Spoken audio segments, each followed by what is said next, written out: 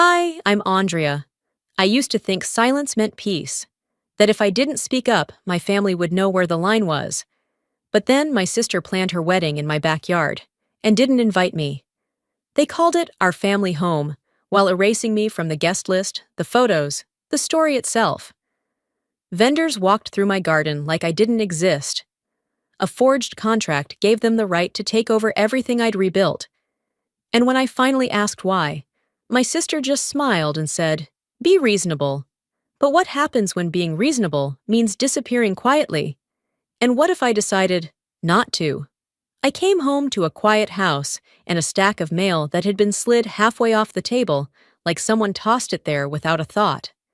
The kitchen smelled faintly of lemons. Judine had probably wiped down the counters, though she hadn't said a word to me all day. Not during brunch, when I sat quietly at the end of the table, while everyone else passed mimosas and stories I wasn't part of. Not when I offered to help clean up, and she waved me off with a tight smile that meant, "Don't linger." I took off my shoes by the door and glanced at the clock. It was 2:47 in the afternoon. The late spring sun was pouring in through the back windows, casting warm patches across the hardwood floor. I didn't sit. I just stared at the mail pile. Bills, coupons. A thin white envelope, heavier than the others, sticking out beneath a political flyer. I pulled it free and turned it over. My sister's name was embossed on the back flap in gold. Venetia Bellamont. There it was. Her new name, her future husband's, wrapped in satin print. The kind of envelope you'd expect from a luxury wedding magazine. Curiosity turned to discomfort as I opened it. Inside was a wedding invitation, formal, elegant, thick ivory cardstock, sharp serif fonts, embossed border. The kind of invitation people frame or tuck into scrapbooks. The location listed? My backyard. The Belmont Meyer wedding was to be held at the Foster Garden Estate. I blinked. Slowly. I reread it. Not only was it happening here, where I lived, where I paid the taxes, where I'd spent the last 3 years coaxing the land back to life, but my name wasn't anywhere on it. Not under hosts, not among family, not even in fine print. The invitation might as well have come from a stranger. At the bottom, a line of hosts and acknowledgments, with gratitude to the Belmont family for opening their treasured family grounds. There it was again, rewriting the story while I was still standing in it. I didn't cry. I didn't curse. I just sat down on the edge of the kitchen chair and held the card in my lap like it might still change if I blinked long enough. Later that evening, we had dinner in near silence. Roasted chicken, potatoes, a too salty salad. Judine always cooked a little too much when something needed covering up. Midway through the meal, I pulled the invitation from my cardigan pocket and laid it gently on the table. "This came today," I said. She didn't look up, just kept slicing her meat. After a moment, she said, "She's your sister." Another pause. "She only gets married once. Why stir things up?" I kept my voice even. "It's happening here, in my garden, on my property, and I wasn't asked." That got her eyes. Just briefly.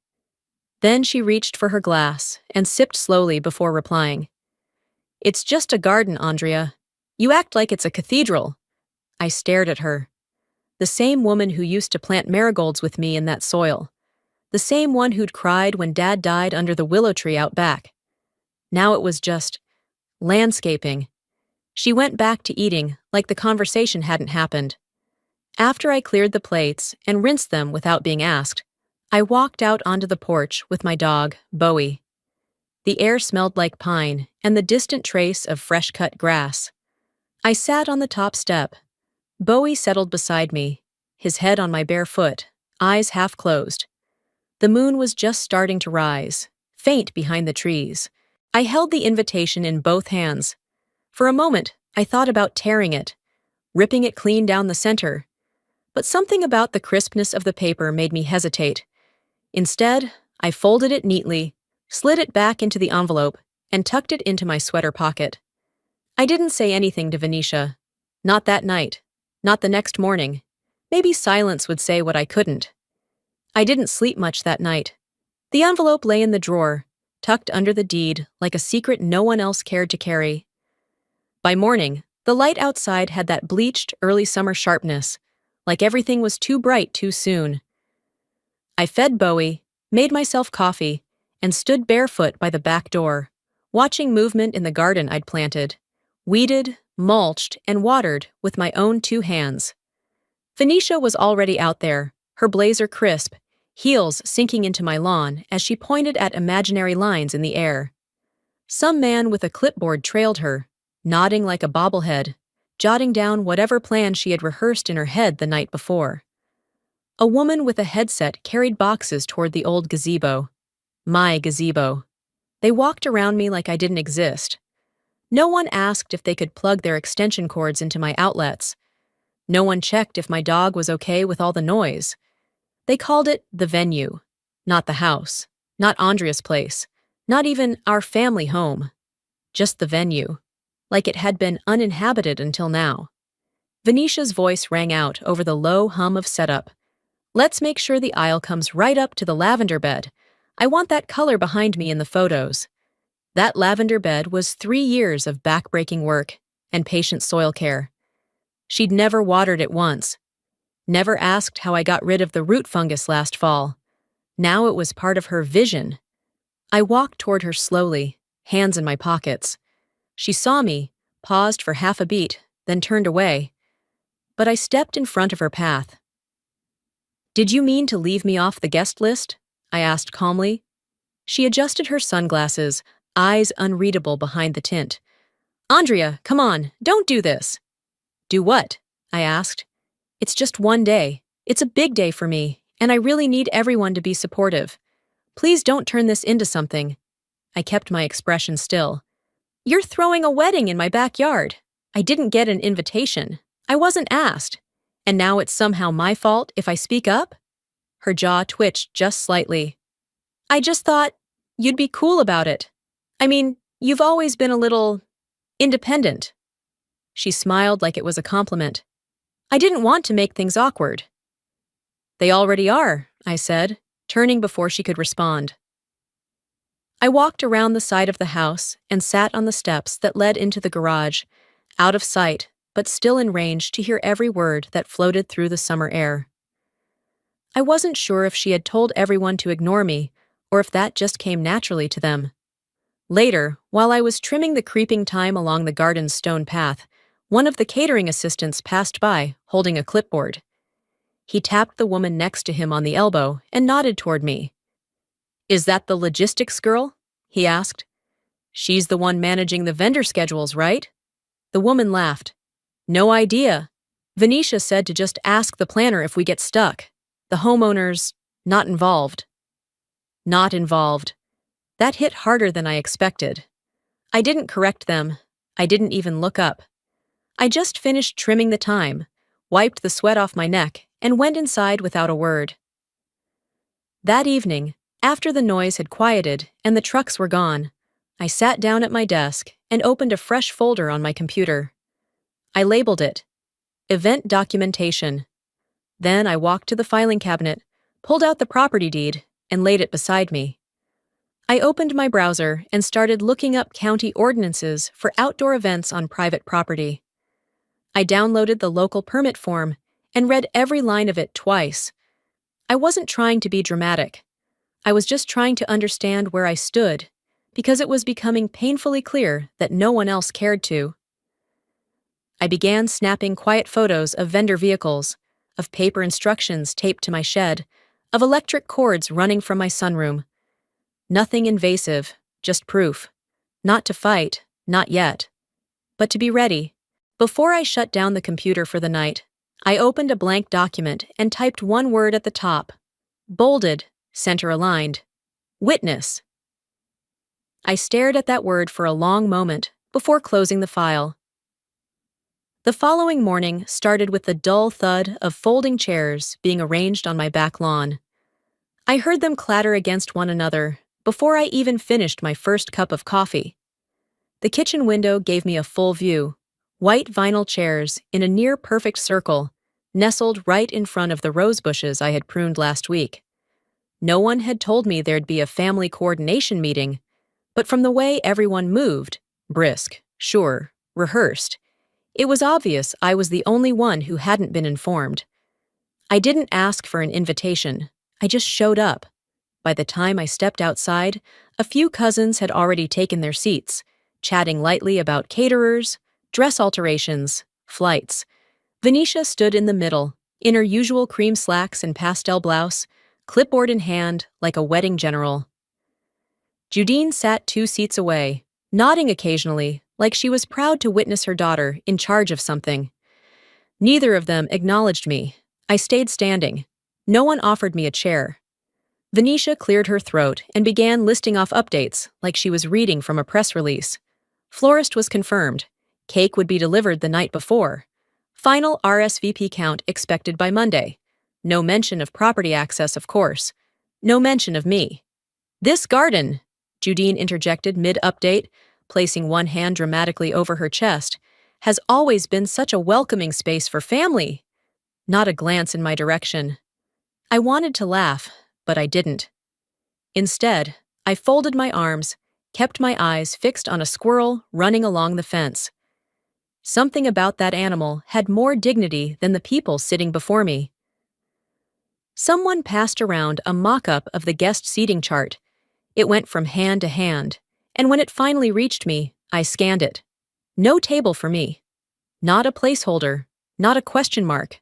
I wasn't on the list.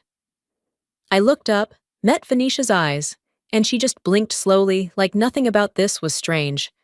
No apology, no flicker of discomfort. Then the lighting crew arrived. 2 guys in polos, with sunglasses and walkie-talkies, lugging metal stands and battery packs toward the gazebo. One of them stopped and pointed to me. "Do we check logistics with her?" he asked Venetia. "She's the gatekeeper, right?" Venetia gave a short, airy laugh. "Oh no, she's the neighbor. It's complicated. Just ask the planner." The neighbor. It wasn't even clever. Just cruel. I didn't say anything. I didn't flinch or correct her. I simply turned and walked back toward the house. My hands didn't shake. My breath stayed even. But something inside me slid sideways. It wasn't shock anymore. It was something colder, sharper. I slipped inside through the laundry door and bolted it behind me. By late afternoon, the chairs were folded and gone, leaving yellowed patches in the grass where they'd flattened the clover. I made myself a sandwich I didn't finish and spent most of the evening going through my father's old documents, tucked away in the oak lockbox beneath the bookshelf. I hadn't opened it since we buried him. There, folded with military precision, was the original deed, dated, notarized, signed in clean ink. My name written in the margin in his handwriting. To Andrea, when she's ready. I stared at those words longer than I should have. Then I began to build a timeline, starting with the invitation I wasn't sent. Vendor arrival times, dates of setup, number of chairs placed without consent, quotes overheard, orders issued by Venetia. All of it in neat bullet points. This wasn't about proving a point anymore. It was about showing what happens when someone believes they can rewrite the truth simply by saying it louder. Before bed, I checked the back door again, still locked. I shut the blinds in the guest room, facing the garden. Not to block them out, but to stop giving them the satisfaction of being seen. They wanted me invisible? Fine. I'd make my absence loud. By midday, the chairs from the meeting were gone, and so was any illusion that I was part of what was unfolding. I spent the afternoon trimming back the rosemary by the front steps, mostly to stay busy, partly to avoid seeing who might show up next with plans for a place I hadn't relinquished. That evening, I found Venetia in the driveway, leaning against her car, sipping an iced tea like she didn't have a thing to answer for. I didn't want to have this conversation there, in front of the mailbox, but maybe that was the only place anything real ever happened between us. "I need to ask you something," I said, flat and steady. She glanced up from her cup. "Okay." "Did you intentionally leave me off the guest list?" I asked. "Or was that just a convenient oversight?" She didn't hesitate. She gave me a half smile, like I'd asked whether she preferred still or sparkling water. Andrea, be reasonable. This isn't about you. That was it. No apology. Not even a pause to consider how it sounded. Just a dismissal, neat and final. Your wedding is happening on my land, I said. Each word clean, no rush. And I'm not even included. That's not just inconsiderate, that's calculated. Venetia's expression didn't change. It's one day. One. You'd really create drama over something that simple? Behind her, I saw Judine standing at the kitchen window. She didn't open it, didn't come out. Just stood there with her arms crossed, like this was some rerun she'd already seen and didn't care to pause for. You act like this is a personal attack, Venetia continued, like she was explaining something to a child who'd misunderstood the rules. It's a celebration. Don't make it about yourself. I nodded once. Got it. That night, while I cleaned up after dinner, alone again, I heard my phone buzz on the table. I dried my hands, checked the screen. It was a message from Carly Monroe, someone I hadn't spoken to in years. Hey, just got the invite. Looks like it's at your place. That's wild. Can't wait to see you. Wait, you weren't invited? The question hit harder than anything Venetia had said. Because Carly didn't mean harm. She didn't know. She was outside the family tangle and still managed to see what the people closest to me wouldn't admit. That's when it sank in. I wasn't paranoid. I wasn't overreacting. I was just finally seeing clearly. When someone outside the system sees the absurdity, that's when you know it's real. I stepped onto the back patio and looked out at the trees. The garden lights were already strung, elegant, symmetrical, placed like pearls through the branches. I hadn't put them there. One of Venetia's people had come by while I was at the store, apparently. No one had asked. I unplugged them. Coil by coil, I unwound the bulbs from the limbs and laid them gently on the porch railing. I wasn't being petty. I was reclaiming what had been taken without permission. That night, I stayed up late revisiting the property lines, double-checking the city's guidelines on temporary structures, noise ordinances, and liability clauses. I didn't plan to stop the wedding. I just wanted to know exactly how far they thought they could push. When I went back to the drawer beneath my father's desk, I found another envelope tucked inside the leather-bound ledger he used for land records. It wasn't labeled, just sealed shut with a yellowing strip of tape. Inside was a single sheet of paper, worn but official. The notary seal was still faintly raised near the corner. The signature scrawled at the bottom was my name, printed in ink that didn't match the penmanship I recognized as my own. The handwriting was too stiff, too clean, like someone had copied it from a form. It took a moment to register what I was looking at, a forged event use authorization form, stamped with a date from just a month prior. Someone had tried to make it legal. Someone had banked on me not noticing. My hands didn't tremble. My heart didn't race. Instead, I felt that strange stillness again, the one that comes just before everything changes. I took a photo of the form, front and back, and uploaded it into the digital file I'd labeled evidence. I knew what this meant. I knew what they were willing to do, and I knew exactly what I was going to do next. The air inside the study felt heavier than usual, like the room somehow knew the truth before I did. I sat back in the chair, phone still in my hand, screen lit with the photo of that forged form. The kind of form that didn't just cross a line, it bulldozed it. Whoever signed it hadn't even tried to copy my handwriting. They just filled in my name like it was an empty checkbox. I stared at the screen a little longer before opening my email and typing a message to James Harrington, my late father's estate attorney. I didn't need legal threats just yet. I needed clarity. The subject line was short. Forged document? I attached the photos and added, "Please confirm this is not binding. I did not sign this. A.L." I hit send. Not 30 minutes later, there was a knock at the front door. Not the kind of knock that waits for permission. Just 3 confident taps and a pause, like whoever stood there had already decided what was about to happen. I opened it to find Venetia standing on the porch, holding a bakery box and wearing a smile 2 shades too wide. Surprise, she said, as if we were filming some feel-good TV commercial. I brought muffins. My arms stayed crossed. She stepped inside without asking, like she always did, brushing past me and heading straight for the kitchen. I followed, slowly, like someone circling a leak in their roof before calling the contractor. I just thought we could clear the air, she said, setting the box down like it was some peace treaty. There's been so much tension, and I don't want it to ruin things. I didn't say a word. Venetia opened the box. Blueberry, cranberry orange, poppy seed, all the kinds she liked. I thought maybe, she said, fiddling with the napkins, you might want to go stay at Melody's during the wedding.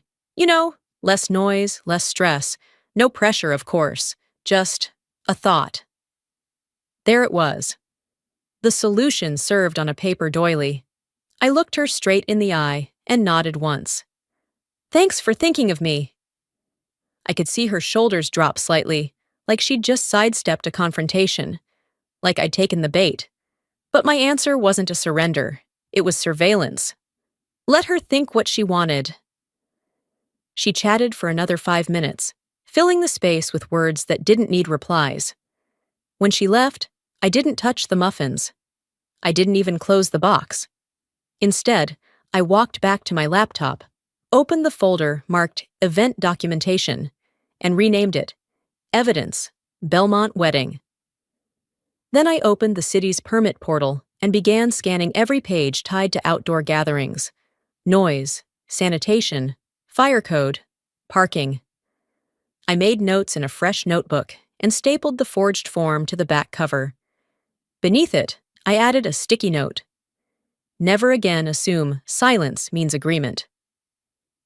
The next morning, I drafted a second email to the city clerk's office. Subject: unauthorized use of private property body. To whom it may concern, my name is Andrea LaRue. I am the sole legal owner of the property located at address. A wedding event has been scheduled on my grounds without my consent. Attached is a document falsely signed in my name. Please confirm whether permits have been filed under my address and by whom. I am prepared to take further action if necessary. Sincerely, Andrea LaRue. I hit send again, this time with purpose. The rest of the day was spent photographing more of the prep: floral trucks pulling in, a crew unloading rental furniture under a white tent that had gone up overnight. I asked no one for names, just time-stamped the photos and added them to the archive. At one point, I saw Venetia again, standing with the event coordinator by the trellis. She didn't look in my direction, but I noticed her head tilt when she spotted the lights I'd removed from the branches yesterday. They were still sitting in a coil by the porch. She didn't say a word. Neither did I. That evening, James replied to my email. Andrea, the form is absolutely not binding. In fact, it may be actionable. Whoever submitted that under your name has a real problem on their hands. Let's talk Monday. James. It was enough. I poured myself a glass of water, stood by the window, and watched the last bit of light stretch across the garden like it always had. Quiet, unbothered, mine. I didn't sleep much that night, and not because I was anxious, because I was alert. Every detail from the last 2 weeks started stacking neatly in my mind, like books on a shelf. The forged signature, the neighbor comment, the way Venetia had offered muffins as if they could mop up betrayal. At 7:38 the next morning, I sent the document to Leland. No context, no greeting. Just the scan and a simple message. Recognize this? It took him 5 minutes to respond. This isn't okay. I didn't know. I thought Venetia had your permission? I stared at the screen, blinking once. I didn't feel anger exactly, just confirmation. The kind that doesn't burn. It cools you, makes you sharp. I typed out one line back. I didn't ask what you thought. I just wanted you to see it. No reply after that. Silence. The kind that says more than scrambling words ever could. I sat back and let myself drift for a moment. Not into sadness. Just clarity. Leland had always stood near Venetia. Not with her, exactly, but close enough to benefit from her shadow. I thought of a Christmas party years ago, before the house was fully mine. Venetia had made a joke about my botanical obsession in front of his work friends. She thinks pulling weeds is therapeutic, she'd said, lifting her wineglass. He'd laughed a second too long. I remembered it because I'd tried to laugh with him, and it felt like swallowing sand. Back then, I didn't know what that moment meant. I do now. It meant I had always been a little joke they kept in the family for texture, something rustic, grounding, just not real. Around 10:15, as I was reviewing county codes again, another email came in. This one from an address I didn't recognize. Garden Light Staff 87, protonmail.com. No subject line, just a single sentence in the body. You didn't sign this. Attached was a high-resolution scan of the forged event form. This version was cleaner, with visible metadata embedded in the image properties. Date stamps, editing software used, IP address origin. Someone had gone the extra mile to show their work. A second line followed just a few seconds later. I'm not with them. If you need me, I'll testify. I didn't reply. I didn't need to. Whoever sent it had already given me what mattered. Confirmation from inside the machine. Someone saw what was happening and quietly stepped out of line. I opened a new folder on my desktop. Leverage. Inside, I dropped the file, tagged it with the alias, and added a bullet in the timeline labeled Anonymous Witness, Doc Match plus Metadata. It didn't feel triumphant.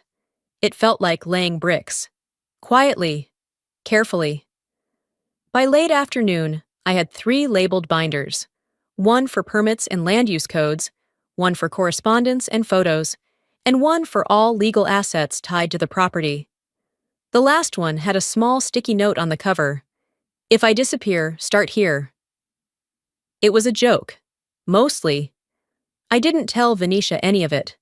I didn't tell Judine. I didn't write a message, send a warning, or storm a conversation. Instead, I closed all the blinds facing the backyard, taped a small sign to the inside of the kitchen window that simply said, Private access by owner only. That night, I walked the perimeter of the property with Bowie at my side. I checked all the locks, including the gate by the old orchard no one remembered existed. By the time the sun dipped behind the hill, casting long shadows across the lawn, the plan wasn't just in my head. It was in folders, in writing, in timestamps and signatures, and silence. And maybe that's what power actually feels like. Not rage, not victory.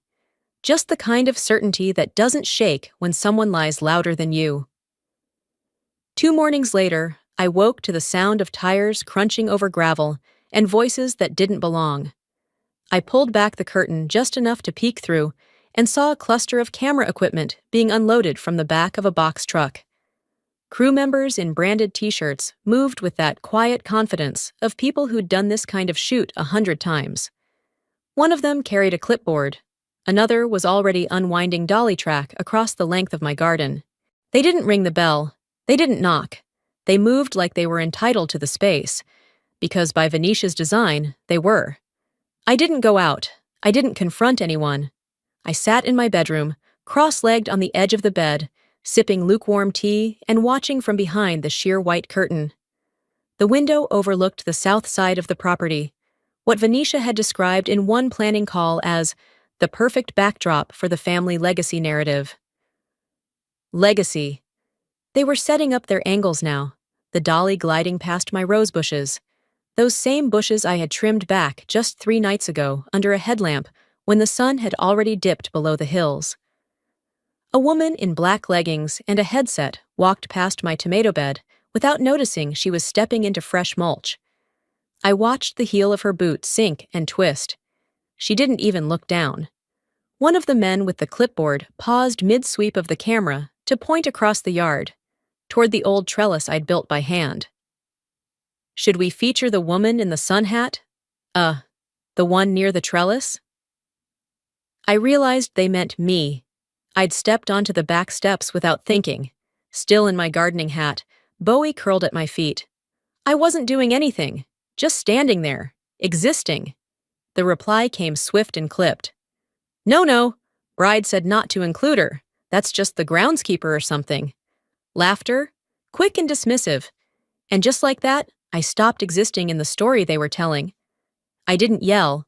I didn't even close the door louder than usual. I walked back inside, took off the hat, and rinsed my hands in the kitchen sink. No one turned around to see I was gone. That afternoon, while the crew packed up and their shadows stretched long across the lawn, Venetia posted to her public page, "Honored to be marrying at the family estate that shaped our childhoods, a place of unity and tradition." She included a wide shot of the garden, bathed in golden light. The photo stopped just short of the east-facing window of the house. My window. Intentionally cropped, like she didn't want even the idea of me lingering in the frame. The caption read, "Can't wait to share this special day with everyone who matters." Everyone who matters. There it was. I didn't comment, didn't like, didn't send a passive-aggressive message. I just stared at the post for a long time before closing my phone and setting it on the windowsill like something I no longer needed. That night, I walked room by room and began removing anything personal from the shared spaces. Birdhouses, a sun-faded wind chime with my father's initials carved into it, the clay planter tags I had labeled by hand back when I was experimenting with heirloom herbs. I boxed them gently, without anger. I just needed them out of reach of cameras and people who didn't care to understand what they were touching. After I packed the last item, I stood at the kitchen window and stared into the darkness. There were still a few LED lights strung across the trellis. Hers, not mine. I didn't pull them down. I let them hang, sterile and hollow, like someone trying to imitate joy with a plug. Then I opened my laptop and clicked into the folder I had labeled Contingency. Inside, a file titled Public Statement, Draft Waited. I didn't add anything to it. I didn't revise the language. I just read it again, slowly, word by word. And then I closed the laptop, locked the door behind me, and went to bed. I wasn't angry anymore. Not in the way people expect. I was past the stage where noise felt like power. I didn't need to make a scene. I just needed to make sure they couldn't pretend I'd never existed. The next morning came slow and gray. I woke to the smell of damp earth and the low rumble of vans pulling up outside. Through the fogged kitchen window, I could make out silhouettes unloading folding chairs and white tent poles, their figures blurred by the drizzle still lingering from last night's rain. It wasn't heavy enough to stop anything, just enough to sink into the soil. I brewed tea, moved without urgency. The kettle hissed softly behind me as I leaned on the counter, staring out at the lawn. The garden, my garden, was no longer quiet. Laughter floated in from the driveway, the kind of laughter that comes from people who think they're exactly where they belong. I didn't open the door. I didn't greet anyone. They didn't knock anyway. Around 9, music started playing through portable speakers. Someone tested a mic. Check, check, 1, 2, 1, 2.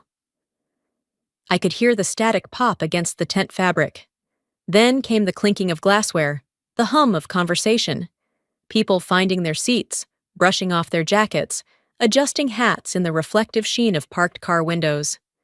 I remained at the kitchen table, sipping tea that had long gone cold. Bowie lay at my feet, half asleep, occasionally perking his ears at the sudden bursts of applause or camera shutters. Then, just past 11, it happened. One of the blue porta-potties near the side fence leaned, then gave a sudden groan, like wood snapping under weight. A few guests turned to look, then a shout. The structure tipped once, righted itself, and then crashed sideways into the flower beds. The back panel split open, waste spilled out, dark and slow, like molasses across the grass. It reached the edge of the aisle first. Then it seeped under the white linen runner Venetia had special ordered. Then the edge of the bride's platform, where the floral arch sat in full bloom. Screams. Panic. The kind of chaos you can't choreograph. I stood by the window, watching it all unfold like the third act of a play I'd never auditioned for. One woman in heels slipped trying to avoid the mess. A groomsman flailed his arms to steady her, knocking over a champagne tower that had just been filled. And in the center of it, Venetia stood frozen, her train already streaked in mud. From where I stood, I could see her mouth moving, barking orders, at vendors, at the planner, at no one in particular. Her voice didn't carry through the glass, but I knew that tone. It was the same one she used when we were kids, and she broke something, then blamed me before anyone could ask. I turned away, closed the curtain slowly. There was nothing left for me to witness.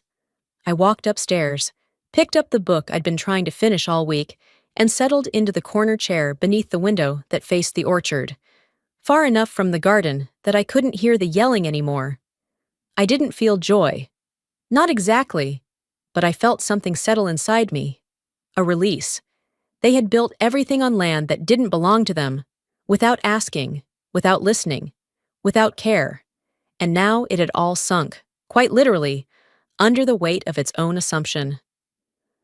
Later that evening, after the cars had rolled away and the last of the music had gone quiet, I logged on to the Ashland Journal's website. Their Sunday digital section was already live. A feature piece sat right at the top. Belmont Meyer Wedding, Elegance in Oregon. I clicked. The article was brief, polished, sanitized. It mentioned the location as a historic family estate nestled in South Ashland, referred to the bride's dress as effortlessly classic, and brushed over the disaster with one neat phrase: a minor equipment malfunction. The last paragraph thanked the wedding team, the caterer, and the Belmont family for graciously opening their estate to host this special occasion. No mention of me, not even a line. I scrolled to the photo attached, Venetia and Carson standing under the floral arch just before everything collapsed. The camera caught the moment with cinematic glow, as if the ground under them hadn't turned to sludge minutes later. I closed the browser tab, let the screen fade to black. Then, for the first time in days, I smiled. Not the kind of smile you show off in photos, the kind that comes from finally recognizing what's no longer yours to carry. Some omissions say more than any quote ever could. The garden took nearly 2 weeks to drain. The rain that followed the wedding had nowhere to go, pooling along the slope where Venetia's tent poles had left deep holes in the soil. I watched from the porch as the grass yellowed in patches, the muddy paths hardened like bruises turning stale. I didn't rush to fix it. Instead, I waited. I walked the grounds in the mornings with Bowie at my side, surveying the aftermath like a farmer inspecting fields after a storm. Some plants had drowned. A few of the herb beds were unsalvageable. But the roses survived, and the lavender bent but didn't break. I spent a quiet Sunday afternoon turning the soil by hand. I removed ruined annuals and replaced them with hardy perennials. Thyme, sage, and black-eyed Susans that could stand up to heat and neglect. My hands worked with steady rhythm, not urgency. No one from the wedding reached out. No apology, no acknowledgement. And strangely, that absence didn't sting anymore. It felt clean. I stopped checking for new articles. I stopped glancing at Venetia's social media feed. I even archived the digital folder titled Evidence and placed the physical binders into a locked drawer in the basement. Some battles don't need to be fought out loud. They just need to be recorded, in case. James and I met at a little cafe near City Hall the following week. He handed me a notarized document over a mug of weak coffee and told me, "You're covered now. Nothing can be scheduled on your land again without your written, notarized consent. We closed that door." I nodded and signed the copy, not because I needed proof, but because I deserved boundaries in writing. We didn't mention Venetia. Back home, I painted the old garden gate a deep, calm blue.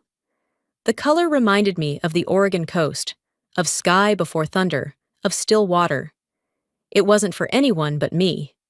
I hung a sign I'd carved from cedar at the entrance path, just beside the row of salvaged peonies. The letters were rough, imperfect, etched slowly by hand. Private residence. This land is lived in, not borrowed. No one saw me do it. No one needed to. The house felt different now. Not emptier, just more honest. Judine hadn't come by since the wedding. I'd heard through Carly that Venetia's event sponsor quietly dropped her from their client list. The wedding footage was never released. It didn't matter anymore. One morning, I sat beneath the trellis with a book and a cup of chamomile tea, Bowie curled in a patch of sunlight beside me. The air smelled like mint and wet earth. I listened to the wind move through the trees and didn't reach for my phone once.